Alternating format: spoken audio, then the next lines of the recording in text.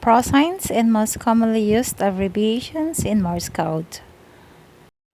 Prosigns or procedural signals are shorthand signals used in radio telegraphy.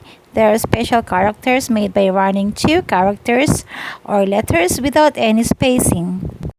For example,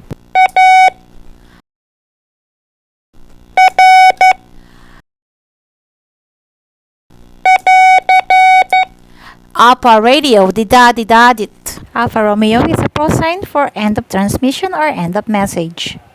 To distinguish with regular characters, it is written with overscore.